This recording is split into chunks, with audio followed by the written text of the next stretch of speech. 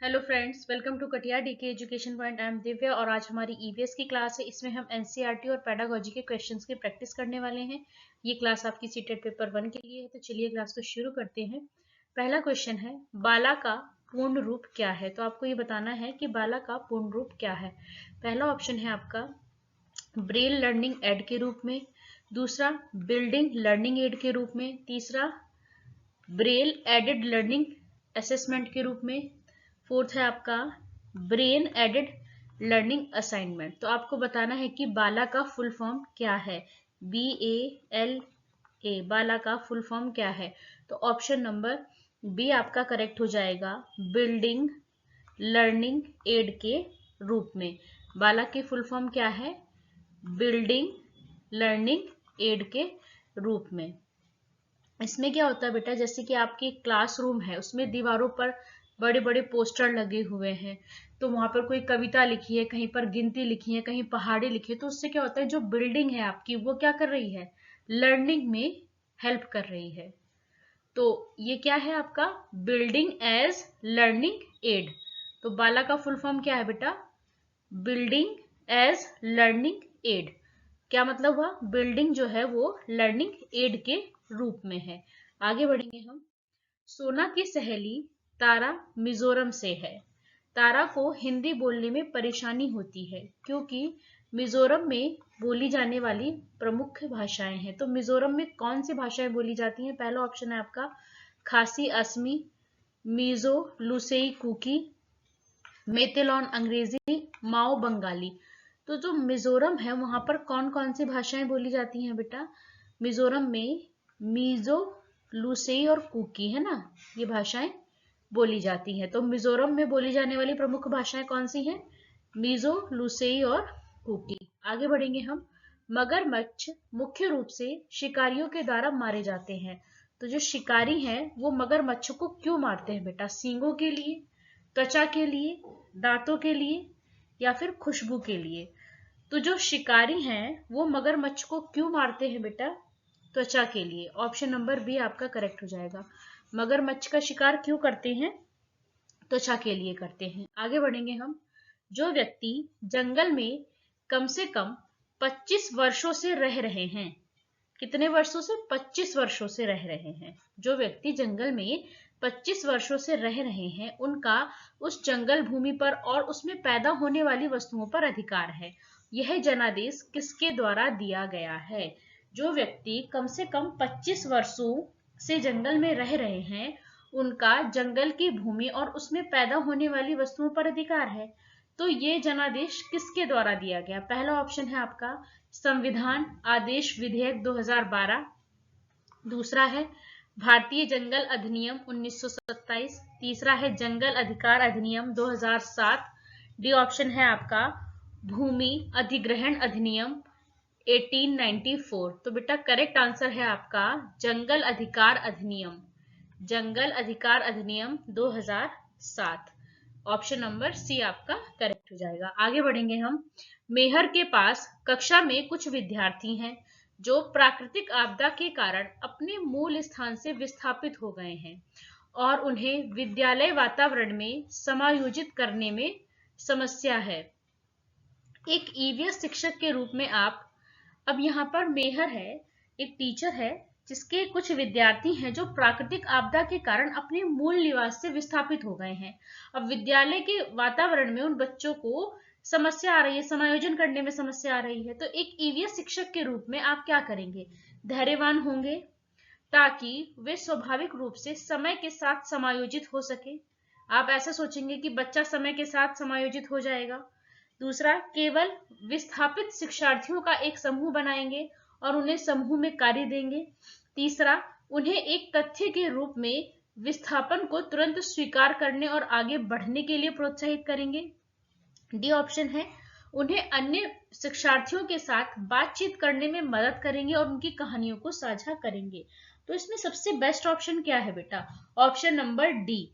इसमें क्या है कि उन्हें अन्य बच्चों के साथ आप बातचीत करने में मदद करेंगे, कि वो अन्य बच्चों के साथ बातचीत करें और जो उनकी कहानी है उसको साझा करने देंगे। तो ऑप्शन नंबर डी आपका बिल्कुल करेक्ट हो जाएगा। ऑप्शन नंबर सी में क्या कहा गया कि उन्हें एक तथ्य के रूप में विस्थापन को तुरंत स्वीकार करने के लिए कहेंगे, ऐसा नहीं कहेंगे हम। फिर बी ऑप्शन में, ये तो गलत हो गया। बी ऑप्शन क्या है, एक केवल विस्थापित शिक्षार्थियों का एक समूह बनाएंगे, हम ऐसा नहीं करेंगे हम कि मतलब जो विस्थापित शिक्षार्थी हम उनका एक अलग से समूह बनाए, नहीं ऐसा नहीं करेंगे। और हम ये भी नहीं करेंगे कि समय के साथ वो समायोजित हो जाएंगे, हम ये भी नहीं करेंगे। हम क्या करेंगे, उन्हें अन्य बच्चों के साथ बातचीत करने में मदद करेंगे ताकि वे अपनी कहानियों को साझा कर सके, है ना। आगे बढ़ेंगे हम। स्लॉथ के विषय में नीचे दिए गए कथनों पर विचार कीजिए। पहला है, स्लॉथ लगभग 20 घंटे पेड़ से उल्टे से लटकाकर मस्ती से सोता है। नहीं। कितने घंटे सोता है, 17 घंटे। पहला ऑप्शन गलत हो गया। स्लॉथ जिस वृक्ष पर रहता है उसी के पत्ते खाकर अपना पेट भरता है, कहीं और जाने की आवश्यकता नहीं है। तो ये बात बिल्कुल ठीक है कि वो जिस पेड़ पर रहता है उसी के ही पत्ते खाता है। दूसरा ऑप्शन तो बिल्कुल करेक्ट है आपका। सी ऑप्शन क्या है, स्लॉथ की आयु लगभग 20 वर्ष होती है और इतने लंबे समय में ये केवल 2 वृक्षों पर ही जाते हैं। जो स्लॉथ हैं उनकी आयु लगभग 20 वर्ष होती है, नहीं ये भी गलत है आपका। तो आपका इसमें स्लॉथ जो है वो 17 घंटे मस्ती से सोता है, ये बात बिल्कुल ठीक थी। यहाँ 20 घंटे दे रखा है, ये भी गलत है। यहाँ पे क्या कह दिया कि उसकी जो आयु है वो 20 वर्ष होती है, ये भी गलत है। तो आपका बी ऑप्शन सिर्फ इसमें करेक्ट होता है कि वो जिस वृक्ष पर रहता है उसी के पत्ते खाता है और अपना पेट भरता है। तो ऑप्शन नंबर केवल बी है ना, 4 पे दे रखा है, केवल बी। ऑप्शन नंबर 4 आपका बिल्कुल करेक्ट हो जाता है। आगे बढ़ेंगे हम। भारत में बिहार के संबंध में जम्मू और कश्मीर और गोवा का स्थान बताइए। बिहार के संबंध में जम्मू कश्मीर और गोवा का स्थान हमें बताना है। तो पहले तो हम मैप पे बिहार को देखते हैं, कहाँ है बिहार, यहाँ पे है। तो बिहार के, ये है बिहार आपका, इसमें क्या क्या, बिहार के संबंध में जम्मू कश्मीर, जम्मू कश्मीर कहाँ है भाई, यहाँ पे है, यहाँ पे है। और दूसरा आपसे क्या कहा गया, गोवा, गोवा कहाँ पे है, इधर नीचे की तरफ है, गोवा यहाँ पे है। तो यहां से हम देखिए,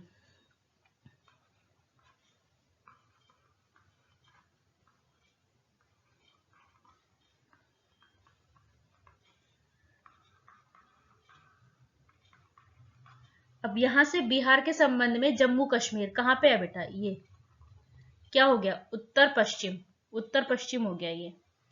और आपसे पूछा गया गोवा, ये क्या हो गया, दक्षिण पश्चिम हो गया।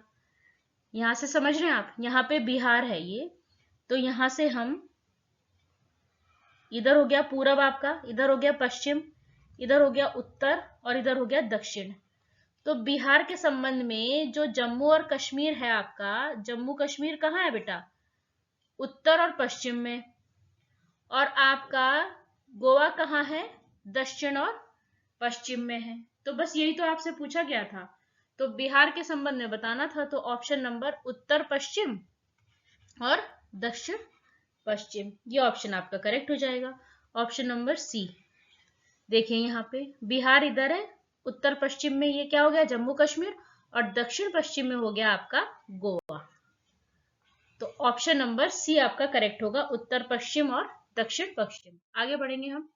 निम्नलिखित में से कौन गलत युग्म का चयन कीजिए, कौन सा गलत है वो आपको बताना है जो गलत है।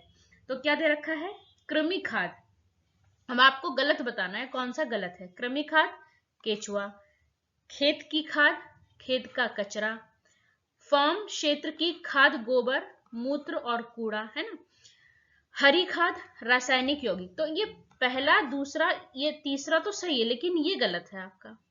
तो आपसे क्या पूछा गया था, कौन सा गलत है, तो ऑप्शन नंबर डी ही आपका गलत हो जाएगा। तो यही आपका करेक्ट आंसर हो जाएगा। अब कैसे, इसमें क्या कहा गया कि हरी खाद, और क्या दे रखा है, रासायनिक यौगिक, तो ये तो गलत हो गया ना बेटा। हरी खाद कैसे बनती है, हरी खाद जो है आपकी पौधों को जो है वो खेत में दबाकर बनाई जाती है। कैसे कि फसल उगाने से पहले इसमें करते हैं कि खेत में कुछ पौधे, जैसे आपका मूंग हो गया, ढेंचा हो गया, इसकी फसल को क्या करते हैं, हल से चलाकर मिट्टी में दबा देते हैं।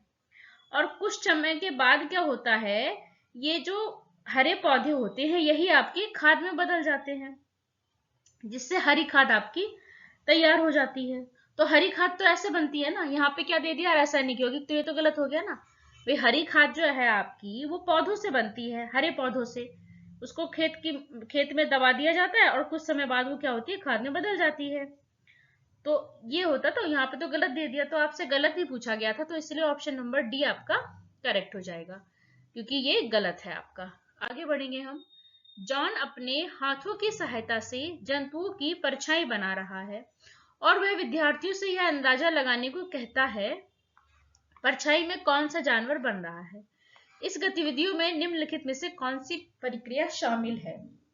जॉन जो है वो अपने हाथों से क्या कर रहा है, जंतुओं की परछाई बना रहा है और बच्चों से फिर अंदाजा लगाने को कहता है कि आप बताओ परछाई को देखकर कि कौन सा जानवर की आकृति बन रही है। तो उसमें क्या होगा, बच्चा अनुमान लगाएगा, बिल्कुल सही बात है, अनुमान लगाएगा, अवलोकन भी करेगा और निष्कर्ष भी निकालेगा, लेकिन कहीं वर्णन नहीं करेगा। तो ए बी सी आपका करेक्ट हो जाएगा, ऑप्शन नंबर 2 आपका करेक्ट हो जाएगा। डी नहीं होगा आपका, वहां कहीं वर्णन नहीं करना है किसी चीज का, वहां पे क्या होगा, वो अनुमान लगाएगा, अवलोकन करेगा और निष्कर्ष निकालेगा।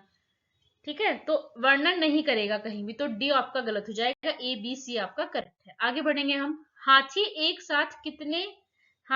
साथ कितने सालों तक झुंड में रहना पसंद करते हैं।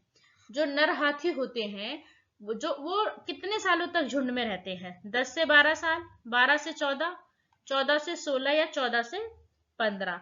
तो जो नर हाथी होते हैं बेटा वो 14 से 15 साल तक ही झुंड में रहते हैं, उसके बाद वो झुंड से अलग हो जाते हैं और अकेले रहते हैं।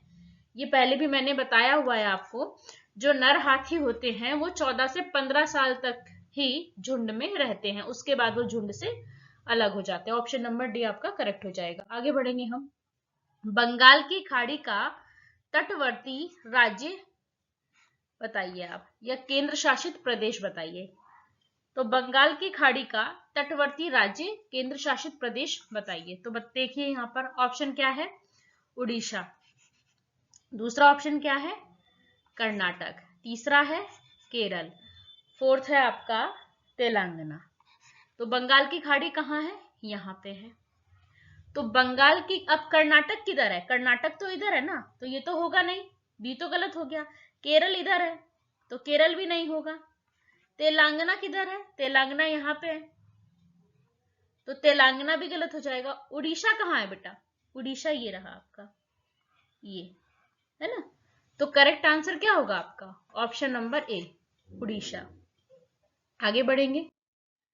गीता की कक्षा का एक विद्यार्थी इकबाल दृष्टिबाधित है।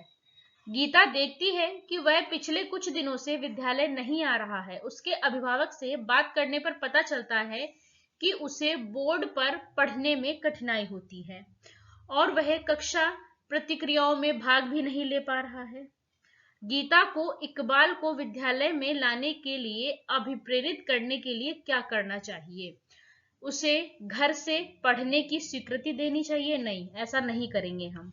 बच्चे को हमें स्कूल में बुलाना है तो हम उसे घर में पढ़ने की अनुमति क्यों देंगे कि भाई तुम घर से पढ़ाई कर लो, स्कूल में तो ऐसा तो नहीं करेंगे ना। तो ए ऑप्शन तो गलत हो गया। बी क्या है, उसके अभिभावकों को डॉक्टर से सलाह लेने के लिए कहेंगे। तीसरा, कक्षा नाटक की योजना बनाकर इकबाल के लिए भूमिका निर्मित करनी चाहिए, बिल्कुल ठीक बात है। इकबाल के लिए क्या करनी, कक्षा नाटक की योजना बनाकर हमें इकबाल के लिए भूमिका निर्मित करनी चाहिए, बिल्कुल correct answer, option number C best है आपका, हम ये करेंगे, है ना। बाकी के सारे फिर ये गलत है, ऑप्शन नंबर सी बिल्कुल करेक्ट है। क्या करेंगे हम, कक्षा नाटक की योजना बनाकर इकबाल के लिए भूमिका निर्मित करेंगे। आगे बढ़ेंगे हम। श्याम ने ऑनलाइन कक्षा के दौरान अपने अध्यापक को बताया कि कोविड लॉकडाउन के दौरान उसके पापा ने उसको पड़ोस के गरीब बच्चों को भोजन खिलाने के लिए कहा। श्याम का यह व्यवहार निम्नलिखित में से सहशैक्षिक पक्ष का अवलोकन करने वाले किस उपकरण में दर्ज किया जाएगा। पहला, अवलोकन अनुसूची में, दूसरा है रेटिंग स्केल में, तीसरा है वृत्तांत रिकॉर्ड में, या फिर पोर्टफोलियो में। तो बेटा उसका जो ये व्यवहार है ये किस में जाएगा, वृत्तांत रिकॉर्ड में, ऑप्शन नंबर सी आपका बिल्कुल करेक्ट हो जाएगा। आगे बढ़ेंगे हम। जो पशु अंडे देते हैं उनकी क्या विशेषताएं होती हैं? जो अंडे देते हैं उनकी क्या विशेषताएं होती हैं? उनके बाहरी कान, शरीर पर बाल होते हैं? नहीं, ये बिल्कुल गलत है। जिनके बाहरी कान और शरीर पर बाल होते हैं वो बच्चे देते हैं, ये कराया है मैंने। तो इसमें अंडे अंडे कौन देते हैं उनके बारे में पूछा गया है, तो ये तो गलत हो गया। दूसरा क्या है, उनके आंतरिक कान होते हैं और शरीर पर बाल नहीं होते हैं, ये बिल्कुल करेक्ट है। उनके कान जो होते हैं वो कैसे होते हैं? आंतरिक होते हैं, बाहरी नहीं होते हैं, और शरीर पर बाल नहीं होते हैं। ऑप्शन नंबर बी आपका बिल्कुल करेक्ट हो जाएगा। सी क्या है कि उनके बाहरी कान होते हैं? नहीं, अगर बाहरी कान है उनके तो वो क्या देंगे? बच्चे को जन्म देंगे। उनके आंतरिक कान है, शरीर पर बाल, अगर शरीर पर बाल है और आंतरिक कान, ये भी गलत हो गया। तो क्या है कि उनके जो होते हैं आंतरिक कान होते हैं और शरीर पर बाल नहीं होते हैं, और जिनके बाहरी कान होते हैं और शरीर पर बाल होते हैं वो बच्चे को जन्म देते हैं, और जिनके आंतरिक कान होते हैं मतलब बाहरी कान नहीं होते हैं और शरीर पर बाल भी नहीं होते हैं वो किसको जन्म देते हैं? वो अंडे देते हैं। ये क्लियर हो गया आपको? तो यहाँ पर हमसे अंडे वाला पूछा गया था, तो ऑप्शन नंबर बी करेक्ट हो जाएगा कि जो अंडे देते हैं उनके आंतरिक कान होते हैं और शरीर पर बाल नहीं होते हैं। आगे बढ़ेंगे हम। रात में जागने वाले जानवर वस्तुओं को देख सकते हैं। जो रात में जागते हैं क्या वो सभी रंगों को देख सकते हैं? केवल काला और सफेद रंग ही देख सकते हैं? हरे रंग में देखते हैं या फिर लाल रंग में देखते हैं? तो जो रात में जागने वाले जानवर हैं वो केवल केवल दो ही रंग देख पाते हैं। कौन से? केवल काला और सफेद। ऑप्शन नंबर बी आपका बिल्कुल करेक्ट हो जाएगा। जो रात में जागने वाले जानवर हैं वो हर वस्तु को काली और सफेद रंग में ही देख सकते हैं। तो यहाँ पर हमारे 15 क्वेश्चंस कंप्लीट होते हैं। वीडियो अच्छी लगे तो लाइक करें, शेयर करें, चैनल को सब्सक्राइब करें। Thanks for watching this video.